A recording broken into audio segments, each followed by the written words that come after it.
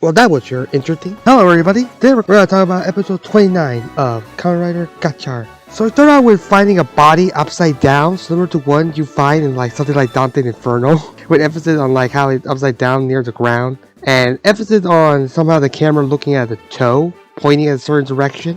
At the villager, you get the person that is underneath out of the ground, revealing that it is actually the village's chief. But he's not actually dead, he's just knocked out. As Kazuki says that maybe somebody had a grudge against the village chief, but then they hear another person scream, and they all go out to find the person, only that when they all leave, they actually saw briefly some sort of amalgam standing behind the area that they were in. They go to find out where the scream originally came from. They find out that it's one of the loan sharks that actually was tied up and seemed to be crucified. As Kazuki saying that one of them might be one of the culprits is among them, as it's for this killing spree, but really just coming through the thunder saying that they're not dead, they're just unconscious and they're knocked out. And they start to detect that maybe it's Hoshino does it as a way to convince the villager that he's actually a good person and all that, and also make sure that nothing bad happening to him and all that, like convincing people that he's the reason why the village is gonna be safe. With Hoshino getting angry at the accusation, but then the villagers believe Kazuki and just take him in, Hoshino, and he wants to play detective, but doesn't last long as the villagers also tried to get Kazuki and actually send both of them away and tried to pretty much parade them some sort of traitors. And unfortunately, Kazuki said that it sucks that he wanted to play detective. Don't worry, Kazuki. Next time you play detective, I promise. And we later have Renge actually notice that one of the loan sharks had his finger pointed somewhere else. That's an interesting detail to keep in mind. After the opening, we see the villagers take Hoshino and Kazuki to a type of shack or warehouse type of place as they block them inside, and Hotaro and the gang don't actually believe that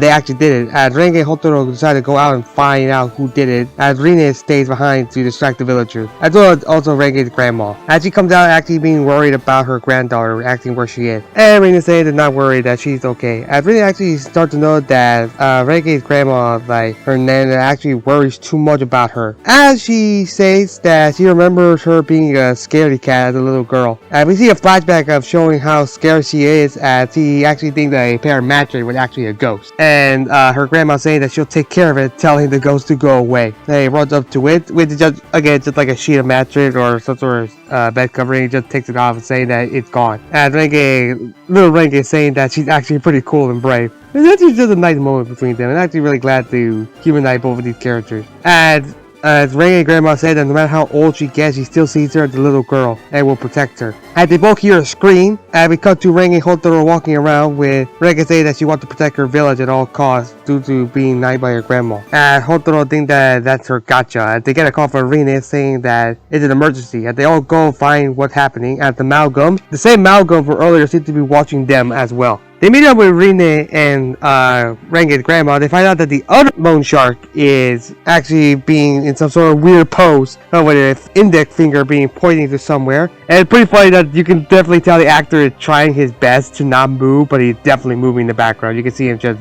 shake around. So yeah, but this pretty much proving Hoshino and Kazuki are innocent and that they should probably go and set them free to ask questions. As the trio decide to go leave and try to find out what's going on. But when they go find Kazuki and Hoshino try to set them free, it doesn't work, as they actually are statued as well, and also in a weird pose, also clearly also moving, and actually the actor tried their best not to move. And Hotaro cries out for his friend being stuck, and Renge just jacks Hoshino's necklace with the kemi and decided to keep it for herself. Hey, I mean, we gotta have something to involve in the plot, so that's one way to do it. While this is going on, Rine actually sees a Tropos going, and she decided to go after her. As she meets up with her in some sort of tunnel, and the Tropos actually doesn't seem to understand much about the incident, as she doesn't seem to know anything about the incident. So yeah, it pretty much confirmed that she is not what happened with the Malcolm we see in this episode. And actually, Tropos actually asked Rine what she lives for, as Rine said that it's to forgive the past in order to find a way to move forward to a normal life in the future.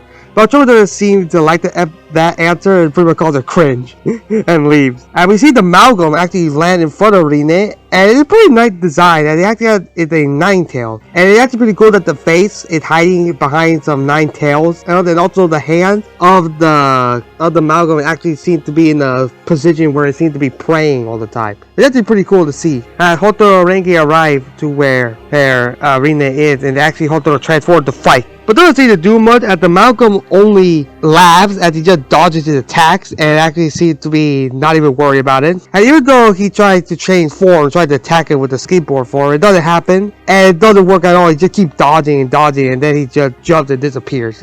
Where to? To the next plot point. That's what I think. Then before Renge actually say that she might know where the Malcolm's going, and they cut to another scene where they're just walking up a bunch of stairs that they seem to be going up to some sort of shrine location, and they can say that all the victims were pointing to a certain location as they continue to walk up the stairs. And a pretty humorous moment where they see all three of them getting tired as they continue to walk up the stairs, and a pretty nice sign to say beware of snakes. They come across the shrine from the last episode that Renge's grandma was praying to. As speaking of her grandma, she actually comes in saying that she actually praying for the safety of the village, and saying that she's been doing it for a while and not barely any much people in the village actually been doing it now. As they get attacked by the Malcolm, Hotaro finally turns to Platina. About time to go to his strongest form. And the same secret from the last episode of the same little chemical bottle and all that, transforming into Platina Gotchard. So just a pattern runtime. He fights it with difficulty, as Hotaro can't really seem to damage it too much or even land a hit barely at all, because he keeps trying to dodge and laugh. Hotaro actually wonders what it is, because it feels different from the other Malcolm. As the Nine-Tailed Malcolm actually places the trio, which is Renge, her grandma, and Rine, in some sort of darkness cloud that Hotaro can't seem to free them or break in. And we see the three of them actually adjust to a new location in a different realm, as an eyeball appeared and can't seem to spook them all, as Rine tried to transform, but with no success, as she didn't recharge her ring to the fullest, as we saw last episode. So it's pretty convenient. How convenient that she couldn't actually transform into it. I don't think that maybe they didn't have time to actually film it. Hotaro continues his fight with the Nine-Tailed Malcolm, as he actually uses his unison ability to fight him off. To not much avail, as all his kemi they use it with, like the skateboard and the sweater looking devil thing. Tried to attack him with not much avail to keep dodging. At least until the sweater catches it, and then he tried to pull him down, but then breaks free before Hotaro comes in and just knocks him down all the way down to the ground. As it finally seems to affect him a little bit, but doesn't seem to work out to a long run, and he actually breaks out of the ground and is prepared to another attack, as Hotaro also prepared his own attack using the two kemi from the last episode, and actually blasted away with a big power. But again, no effect, and nothing actually happens to it at all, because he just deflects the attack. We cut back to our trio stuck inside the darkness realm, as the granny tried to scare off the eyeball like she did in the flashback, like tried to go away, but with no effect. The eyeball just comes closer to them. And Renge remember her times with her grandma being brave and all that, as she yells at the eyeball to not hurt her grandma, and actually transforms into her alchemist clothes. All the time to leave them alone. As she uses the planet chemis that was in Hoshino's little necklace, and actually uses their power to make the cool little star sign, and uses it to blast the eye away as it explodes and frees them from this nightmare realm. Breaking out, she gives the 5 little chemis of planet to Hotaro, as he uses them with the unison in order to make a finisher. But the Malcolm actually runs around and goes in front of a specific part of the shrine, which is in front of a type of rock. And as Hotaro seems to understand that he wants to be taken out of misery, and pretty much seems to surrender, as he uses the 5 kemi to make a cool star shine again, and in order to kick away the Malcolm, exploding the mountain, which I hope wasn't anything troublesome. But when the Malcolm defeated, the shrine actually opens up, and the Kitsune statue from the last episode actually jumps into the location, seeming that yes, it wasn't actually the Malcolm little kemi, the Nine-Tailed kemi, wasn't presenting anyone. If they were presenting a statue, and it actually came to life, and Rine actually that's possible. Actually, it is possible. We saw for I think episode 2, early on, we saw the skateboard possessed, an actual skateboard, and he tried to ride around before he got possessed by a human. So it's not that far off, but I will say it's kind of weird that it turned forward to amalgam with just a thing. But then again, it's a level 9 kemi, so that might explain something. Maybe it's the spirit of the yokai of the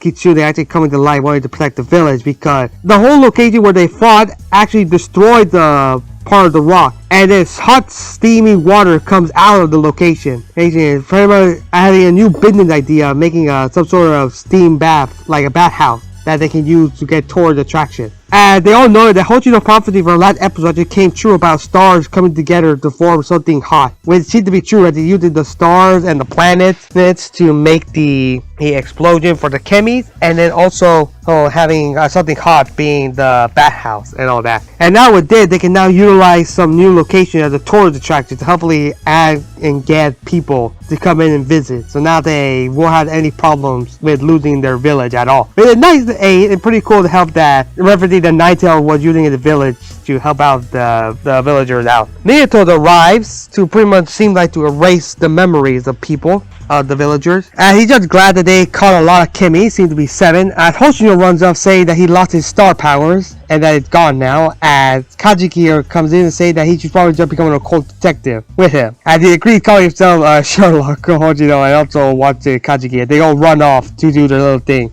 with Otoro worrying that Kajiki is just part of something dangerous again. It's the priority. The villagers thank the trio and the friends to make sure that good job at helping them out. And the granny said that she's just happy that the village won't be any problem at the loan shark actually think they're pretty much scared about what happened if they've been attacked. So they're not coming back again to negotiate ever again. And he's just happy that Rengi actually had gotten better over the time. Rengi had gotten mature and more adult-like. And Rengi asked his grandma if she remembers something or remembers anything. She says she doesn't. It's we have it. Rengi offered a piggyback ride to her grandma, but can't do it yet as she's still a little too heavy, and decides to just walk by her side arm in arm at the episode ends with a really nice wholesome moment. Overall, there was a nice chill and pretty cool episode, and pretty nice that we have some sort of filler episodes that it's been a while now. I think I ever said Revised that we actually had this type of episode that doesn't really affect too much of the plot